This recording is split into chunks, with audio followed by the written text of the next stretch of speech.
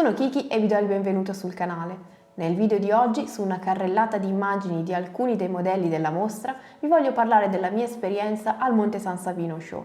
Per chi non lo conoscesse, il Monte San Savino Show è un evento tutto dedicato al modellismo fantasy e storico che si svolge ogni anno a novembre proprio nel paese di Monte San Savino, in provincia di Arezzo. È il più prestigioso evento in Italia dedicato al modellismo di miniature, incentrato su pittura e scultura, arrivato quest'anno alla 16ª edizione. Una vera e propria mostra che ormai ha raggiunto livelli molto alti e che ogni anno ospita artisti di fama internazionale. Io ci sono andata per la prima volta quest'anno. Non ho partecipato al concorso dato che non ho avuto tempo di ultimare i pezzi con i quali avrei partecipato, ma me lo sono goduto in grande tranquillità come spettatrice. L'evento si è svolto tra venerdì, primo giorno per consegnare i pezzi da esporre, e domenica, nella quale poi si è concluso con la premiazione nel teatro. Molte delle immagini che state vedendo le ho girate tra venerdì e sabato mattina, quando ancora non c'erano proprio tutti i pezzi esposti, ma era l'unico modo per riuscire a muoversi più agevolmente. Le categorie in concorso sono diverse, tra cui pittura, scultura, storytelling, ordnance e diorama, tutte divise in standard e master. Al di là del fattore concorso, questo evento l'ho trovato una meravigliosa mostra di arte, una carrellata di modelli di ogni tipo davvero incredibile, grazie alla quale vedere tante forme di creatività diverse.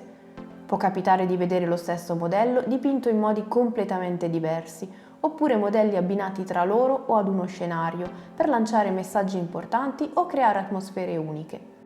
È incredibile la varietà della scelta stessa dei modelli, tutti scelti secondo il gusto e le preferenze degli artisti che li hanno portati.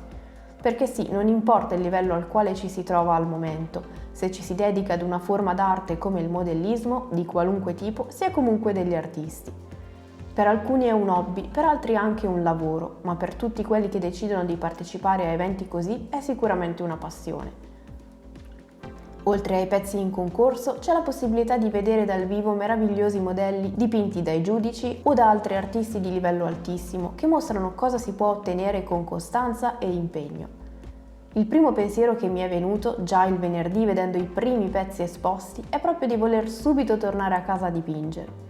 Chi è stato a eventi così, anche in altre occasioni, può sicuramente confermare che la scarica di creatività che ti trasmettono è incredibile e non bisogna fare altro che immagazzinarla e poi esprimerla una volta tornati alla nostra postazione di pittura. Al di là del concorso in sé, che sicuramente può essere visto come un modo per onorare il proprio impegno, ciò che davvero è costruttivo in queste situazioni è la possibilità di parlare e conoscere persone da tutto il mondo, tutte legate da un'unica passione. All'evento infatti hanno partecipato persone da tutta Italia, Europa, ma anche Cile e Australia. Vedere i propri pezzi esposti vicino a quelli degli altri, ricevere pareri e scambiare idee è fantastico. Io personalmente ho avuto la possibilità di conoscere dal vivo persone con cui finora ho avuto contatti solo online, oppure di chiacchierare anche con grandissimi esponenti di questo settore, pittori e scultori, con decine di anni di esperienza, che possono sembrare irraggiungibili, ma che con grande disponibilità e umanità sono entusiasti di condividere ciò che li ha resi ciò che sono. Altro elemento che vi suggerisco di non perdervi sono i pranzi e le cene conviviali, organizzati presso alcuni dei ristoranti del posto, prenotabili in loco o prima. Se avete modo non perdeteveli, perché sono splendide occasioni per socializzare con i vicini di tavolo e non solo.